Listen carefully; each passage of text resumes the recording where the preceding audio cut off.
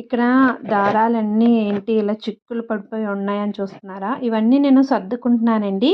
ఇలా సర్దేటప్పుడు నా దగ్గర ఇలాంటి బాక్సెస్ ఉన్నాయి. ఇవి నేను ఆన్‌లైన్‌లో తీసుకున్నాను. ఇలా మనం ఏ కలర్ పడితే ఆ కలర్ కాకుండా ఇప్పుడు చూడండి పర్పుల్‌కి సంబంధించిన కలర్, వైలెట్ కలర్‌కి సంబంధించినవి, గ్రీన్ షేడెడ్ అన్నీ ఒక లైను, అలా బ్లూ అన్నీ ఒక లైను. ఇక్కడ చూసారా? ఇదొచ్చేసి పీచ్ కలరు, అందులో డార్క్ షేడు, లైట్ షేడ్స్, అలాగే యెల్లోకి సంబంధించిన ఒక 4 కలర్స్, ఇలా నేను కలర్ వేసి పెట్టుకుంటున్నానండి.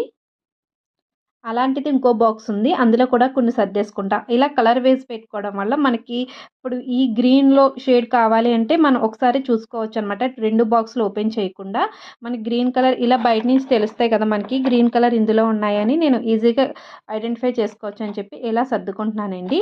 మిగతా కలర్స్ కూడా షేడెడ్ ఉన్నవన్నీ ఒక లైన్‌లో పెట్టుకుంటాను. ఈ బాక్సెస్ చాలా యూజ్ అవుతాయి. మనం ఇలా సర్దుకోవడానికి పైన మనకి టైలరింగ్‌కి సంబంధించిన వాటి అన్నీ కూడా పెట్టేసుకోవచ్చు.